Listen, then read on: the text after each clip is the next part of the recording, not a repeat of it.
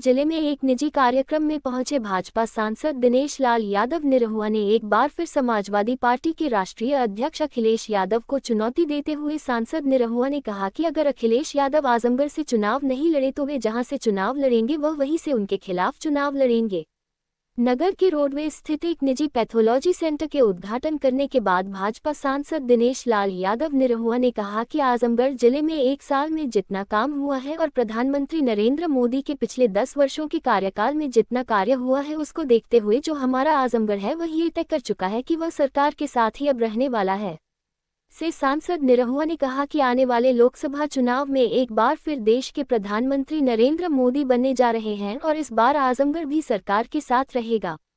सांसद निरहुआ ने कहा कि आजमगढ़ एयरपोर्ट का जल्द ही उद्घाटन प्रधानमंत्री नरेंद्र मोदी आजमगढ़ आकर करेंगे।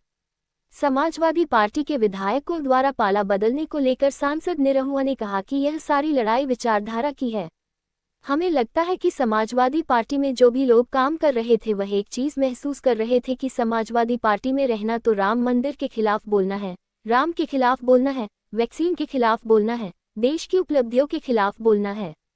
मोदी जी का विरोध करते करते देश का विरोध करना समाजवादी पार्टी के मैनिफेस्टो में हो चुका है। जो लोग भी यह चीज समझ रहे हैं वह लोग पार्टी को छोड़ रहे हैं। उन्होंने कहा कि जो भी लोग देश को, जनता को मजबूत बनाना चाहते हैं वह भाजपा, मोदी जी और योगी जी के साथ रहेंगे।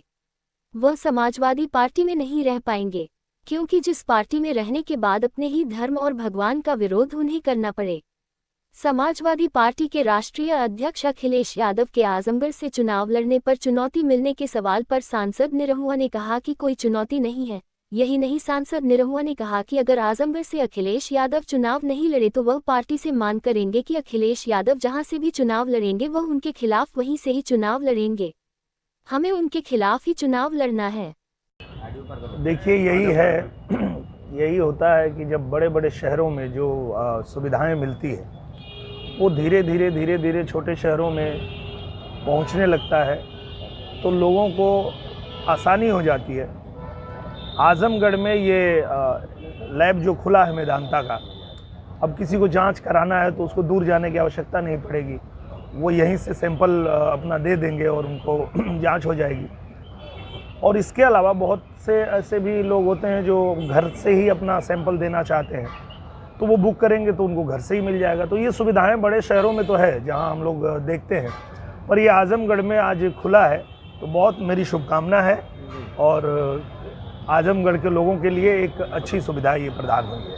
सर, कल राज्यसभा में समाजवादी पार्टी के लोगों ने क्रॉस वोटिंग की, क्या कहना चाहेंगे, किस तरह समाजवादी पार्टी अब दूसरी साइड जा रही है? क्रॉस वोटिंग मतलब क्या, किसके खिलाफ कर दिए? अपने खिलाफ। अपने ही खिलाफ कर दिए? पार्टी खिलाफ, अपनी पार्टी। अरे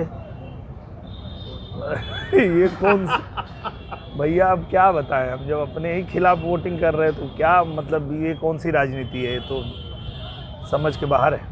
अच्छा, जिस तरह से लोकसभा का चुनाव अब आ गया है, लोगों का एक दूसरे पार्टियों में आना जाना है, उसी हिसाब से आज गुड्डू जमाली ने सपा की सदस्यता ग्रहण की है। हाँ। तो क्या कहना चाहेंगे, कितना बीजेपी को फ़ायदा मिलेगा और सपा को कितना फ़ायदा मिलेगा, कितना नुकसान होगा? मुझे लगता है कि जिस तरह से जो आजमगढ़ में काम हुआ है एक साल में और प्रधानमंत्री जी के नेतृत्व में 10 साल में जो काम पूरे देश में हुआ है, पूरे दुनिया में हुआ है, उसको देखते हुए जो हमारा आजमगढ़ है वो ये तय कर चुका है कि हमें भी सरकार के साथ ही रहना है। कि जब नरेंद्र मोदी जी की सरकार है और सिर्फ एक साल सरकार के साथ आजमगढ़ रहा तो आजमगढ़ में कितना काम हुआ ये किसी से छुपा नहीं है। तो अब आने वाले समय में भी प्रधानमंत्री जी फिर से प्रधानमंत्री बनने जा रहे हैं तो हमारा आजमगढ़ जिस तेज़ी से विकास कर रहा है वही तेज़ी बरकरार रखने के लिए आजमगढ़ भी सरकार के साथ जाएगा और भारतीय जनता पार्टी ही जीतेगी।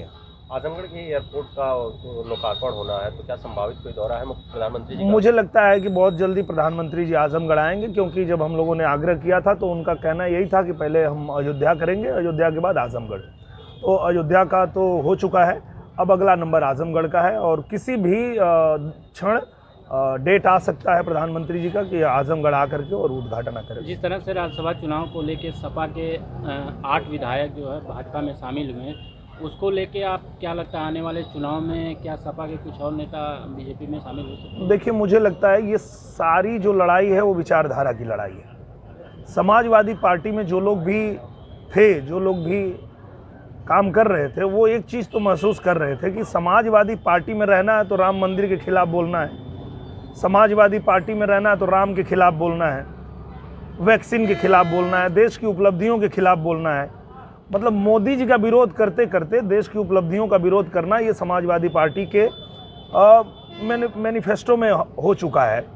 तो जो लोग भी ये चीज़ समझ रहे हैं वो छोड़ देंगे सपा को, उनको छोड़ना ही पड़ेगा। वो जानते हैं कि ये मतलब निजी स्वार्थ के लिए राजनीति करते हैं, देश के हित से इनको कुछ लेना देना नहीं है।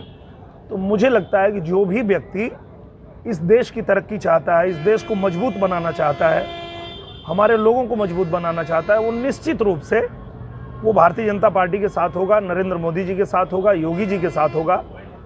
और उस पार्टी में तो नहीं रह पाएगा जिस पार्टी में रहने की वजह से ही उनको अपने ही धर्म का विरोध करना है, अपने ही भगवान का विरोध करना है।